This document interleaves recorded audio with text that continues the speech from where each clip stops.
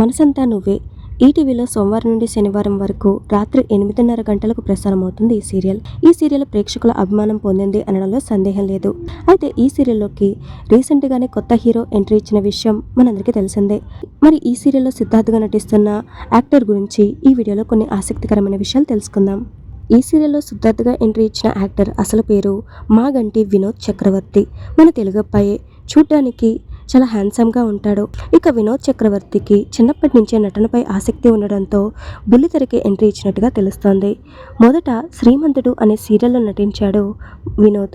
ఆ తర్వాత పౌర్ణమి, నాగపంచమి, ప్రేమ ఎంత మధురం, మళ్ళీ, గుండె నిండా గుడిగంటలు అనే సీరియల్స్లో నటించాడు.